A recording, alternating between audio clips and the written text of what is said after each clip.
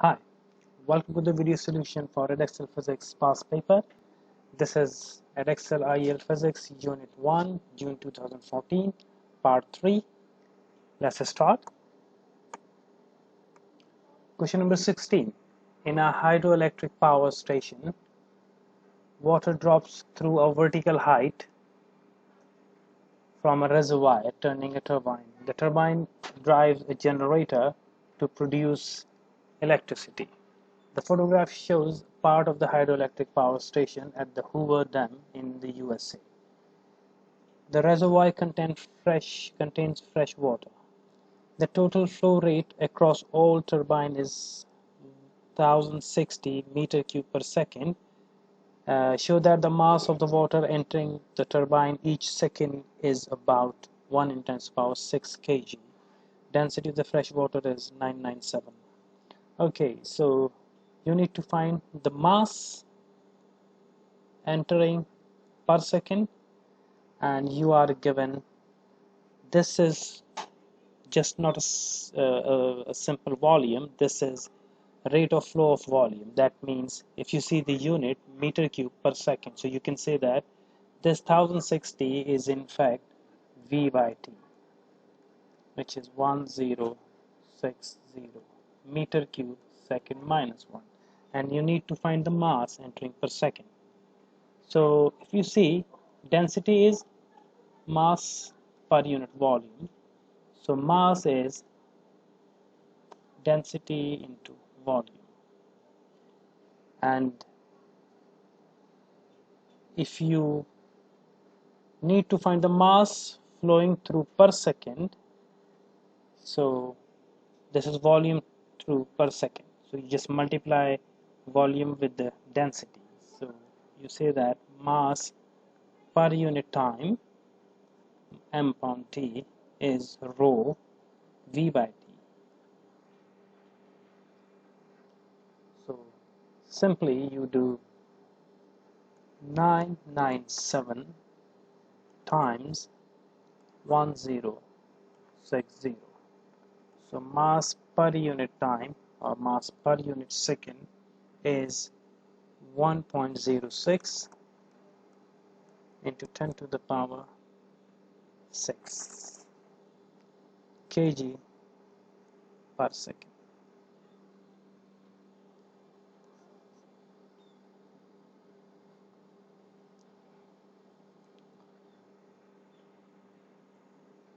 On average, the water will drop through a height of 185 meter. Show that the total power falling of the falling water before entering the turbine is about 2 gigawatt. Giga is 10 to the power 9. We need to find power. So power is energy upon time, and in the case of dam, the water falls from some height, so water already has some energy, or which is a gravitational potential energy, mgh. So you can rewrite energy as mgh upon t, and you need to figure out the power. If you see, you have a mass over time, mass per unit time in the previous part, which is you have already found 1.06 into 10 to the power 6 times 9.81 into height 185. If you multiply all these numbers, your power would be equal to 1.9 into 10 to the power 9 watt, or you can say that it is a gigawatt.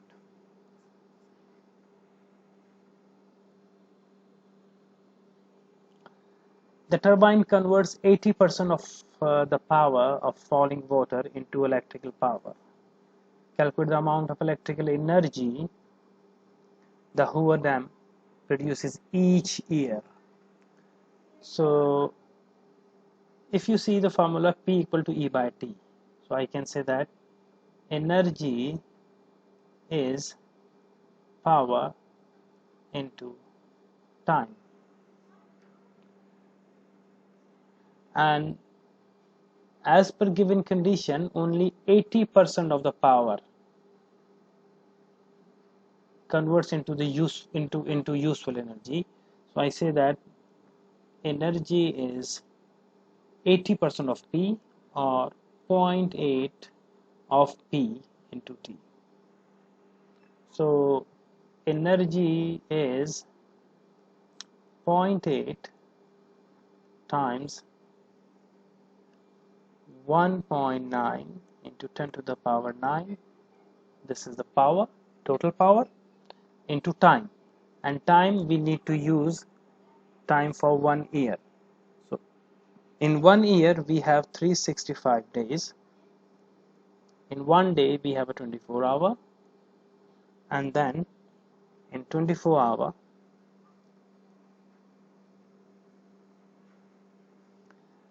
so this is hour. In 1 hour we have a 60 minutes, and in minute we have a 60 second. So this is the time in 1 year. 365 times 24 times 60 times 60. This time is in second now. So you can multiply all these numbers. You have energy equal to 4.86 into 10 to the power 16 joule. Suggest why not all the power from falling water is converted into electrical power. It's a typical answer. If output energy is less, that means energy is being wasted somewhere. Most of the part is being wasted in the form of heat, sound, and maybe doing some work against the frictional forces. So you can write these 2 points.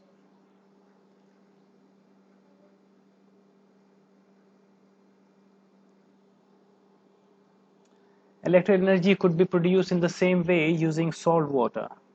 The viscosity of salt water is greater than the viscosity of fresh water. Explain without further calculation why the different viscosity of the water would cause the power output using salt water to be less than the power output using fresh water. If we use salt water, which has greater viscosity than the fresh water, so you know that if viscosity is higher, that means the rate of flow of water will be less. That means it will be moving with the less velocity. So velocity would be less, or speed of the water would be less. And speed less means kinetic energy will be less. So it will have a less energy. So when it will produce the electrical power, so it will be less than the power produced by the fresh water. So less power is produced. So viscosity increase, rate of flow decrease, velocity decrease, kinetic energy decrease. So output decrease.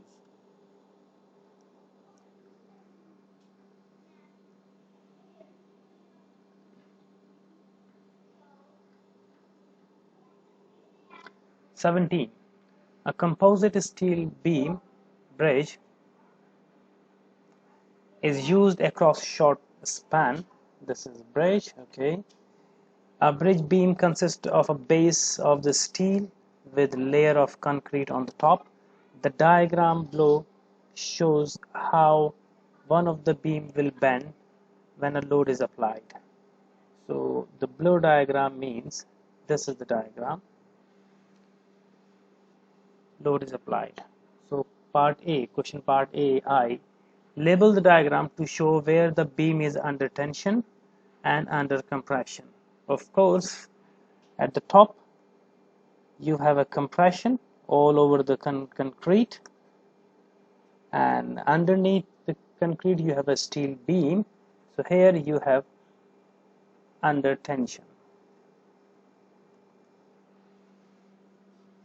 So this is under tension and this is under compression. Explain the choice of material used in the beam. We are using concrete at the top because concrete is a strong material under compression, and steel is strong under tensile force or under tension. It is a strong material.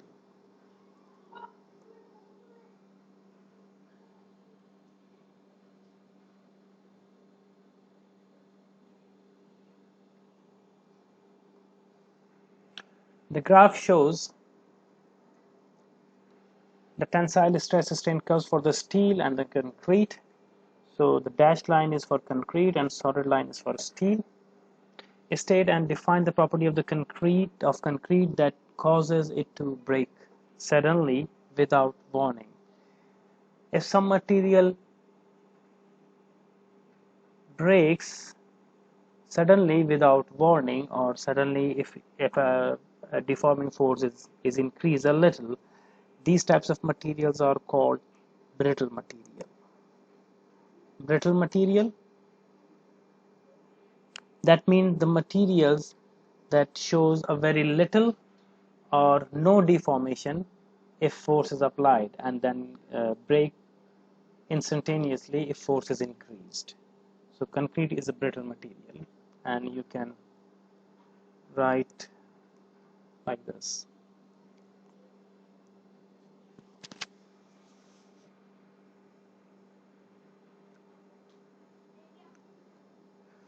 Use the graph to explain why there would be a visible sign that the steel part of the bridge was starting to fail if the applied stress were too large. If you go back and if you see, in this case, steel remains elastic under some specific value of stress, so it remains elastic. But after yield point, it shows a large plastic deformation under a small increase in the stress, and then break if uh, the stress is applied from this fracture point. So it shows elastic behavior for very short interval, and then show a large plastic deformation after yield point.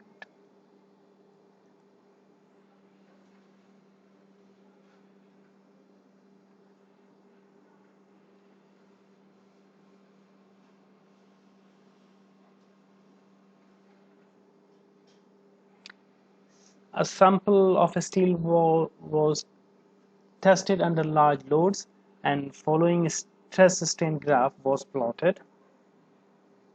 Calculate the Young modulus of the steel. Whenever we calculate Young modulus from steel, Young modulus from the graph, so we remember we need to look for linear region. Linear region, and we calculate the gradient of the linear region, which is Young modulus.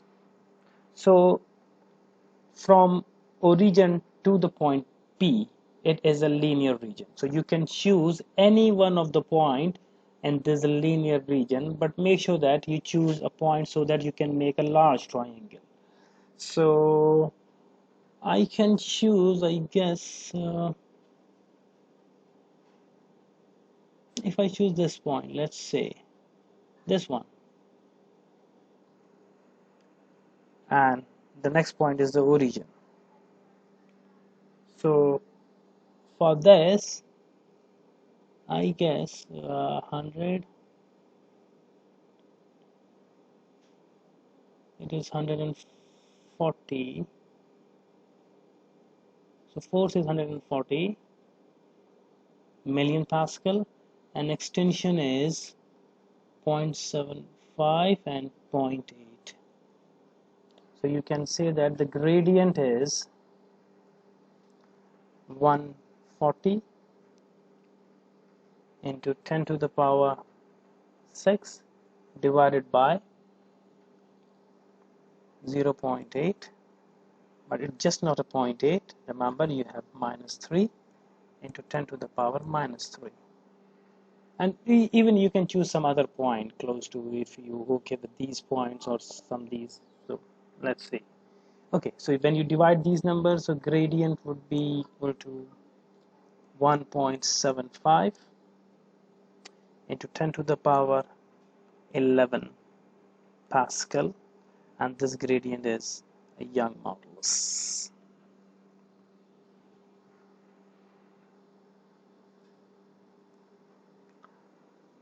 Point P on the graph is the elastic limit of the steel sample, and the point Q is the yield point. State what is meant by elastic limit and the yield point.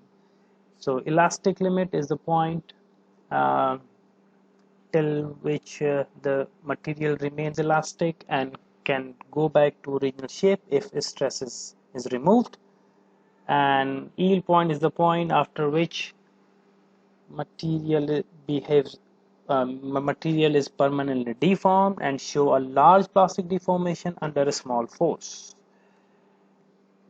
Or you can add some other point if you wish. Thank you very much. Have a nice time.